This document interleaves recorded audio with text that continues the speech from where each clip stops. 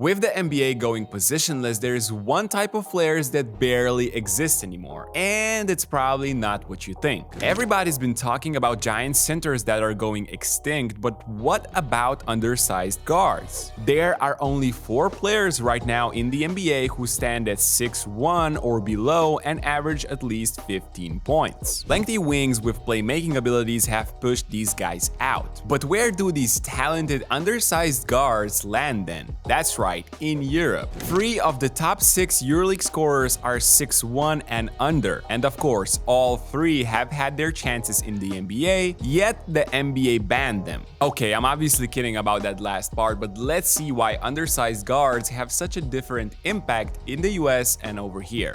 Mike James, el imparable.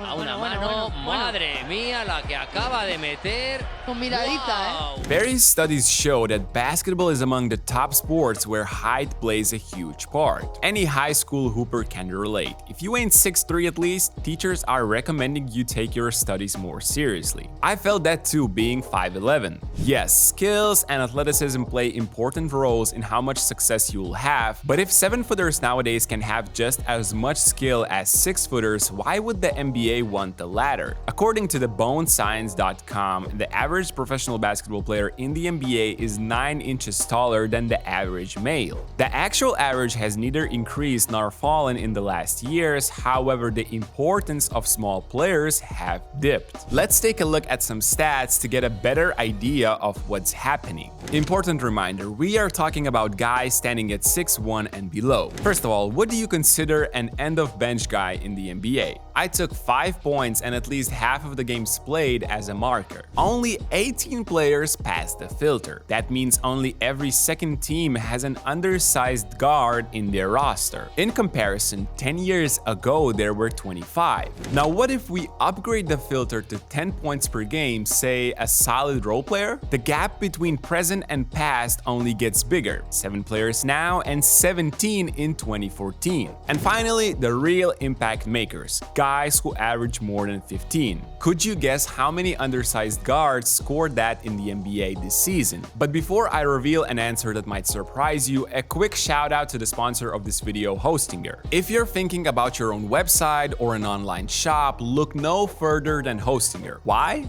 Their AI-powered website builder will make the creation process so much easier and smoother. You won't need to worry about your own coding skills or technical expertise. Designer-made templates, marketing integration, CEO-friendly copy. Hostinger has thought through it all so you can go live in a few clicks. Been thinking about that website for a while? Go do it now and grab an additional 10% discount for all hosting plans by using our code BNews10. Anyway, if any of you had the number 4 in mind, you were correct. The ambassadors for what's left of this endangered species are Trae Young, Fred VanVleet, Darius Garland, and Terry Rozier. 10 years ago, we had twice as much, with Isaiah Thomas, Chris Paul, and Kyle Lowry leading the way. The worrying part about all of this? There are only 4 guys who fits this criteria, despite the fact that these stats don't even account for the increased pace and scoring in the last 10 years, making 15-point mark easier to reach nowadays. In theory, it should be easier, yet it barely helps in this discussion.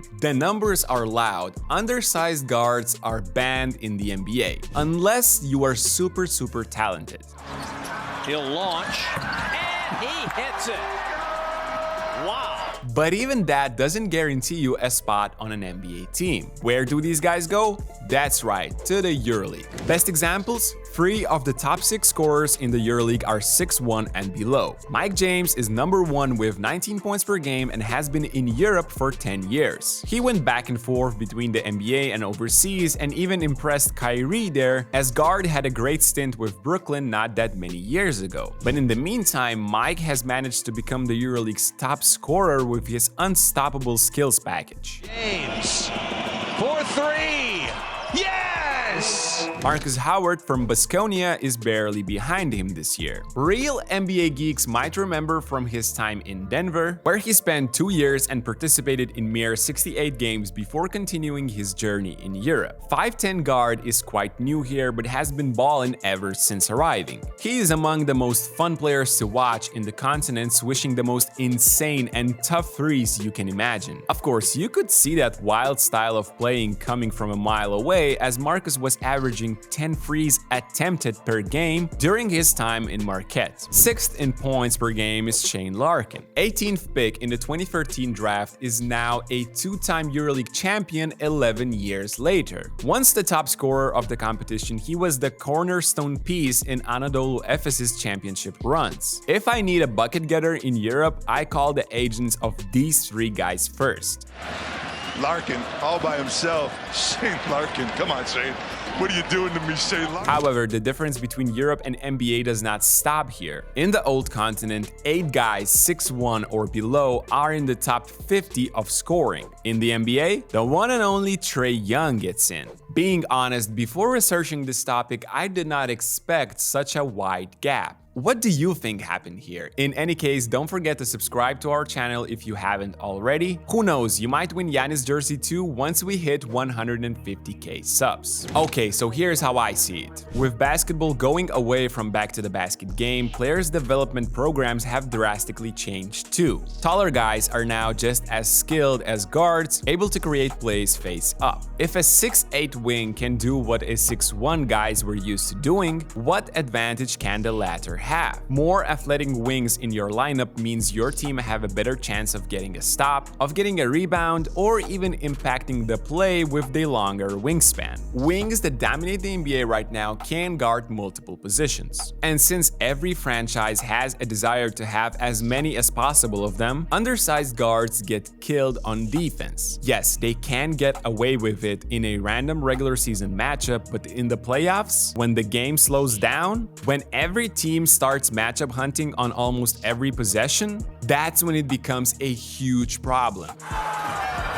Anderson, blasted good. He's not gonna block his shot. The most utilized defense in the NBA is switching, and it's undoubtedly the worst you can use having an undersized guard. It is a constant mismatch with them going against much taller, stronger players who are more skilled than ever offensively. Few teams are double teaming or hedging due to an insane amount of the space NBA court has. If not switching, a lot of teams play drop with the big in the paint. In this defensive assignment, small guards are responsible for contesting the shot from behind, but how you want them to do so if their wingspans are very limited. I believe you are starting to see why these players are near an extinction level. The counterplay would be for those undersized guards to outscore their flaws on the other end, but as I mentioned in the beginning, you need a special talent to be able to do so in modern NBA. You need to have Trae Young type of skill, and not many of guys have that. Small backup guards who start games from the bench is not something teams want, as usually their skill level is also not that high. They might be pesky on defensive end but lack a shot from outside, making it hard for them to outscore their defensive flaws. Clock.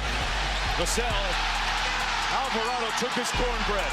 So finally, what differences in Europe allow these guys to not only remain relevant, but be in the MVP conversation each season? First of all, their skill level here is unmatched. All 3 guys are NBA level scorers. Their height simply doesn't allow them to be in the strongest basketball league. That's why here in Europe, they are unstoppable. On top of that, huge defensive differences. Smaller courts, a defensive free second rule that allows your teammates to camp in the paint and protect you in case you get beaten. Almost every team still has a giant center that sits there on every pick and roll, so if an undersized guard gets beaten, the attacker still has one more barrier to overcome. Hedging or blitzing are still very popular pick and roll coverages that not only forces the ball out of the main ball handler's hands, but also keeps the undersized guard near his primary opponent, not forcing him to switch. Utilizing hedge is made possible by a smaller court, shorter three-point line. As you can see, everything here in Europe goes in circles. So my question for discussion is a long-term one. Do you ever see undersized guards coming back to style in the NBA? Or are we seeing the history repeat itself? Is what happened to the mid-range jumper the same as what's happening to 6'1" and under players right now? Let me know what you think in the comment section down below. Don't forget to drop a like, subscribe to our channel, and I'll see you in the next one.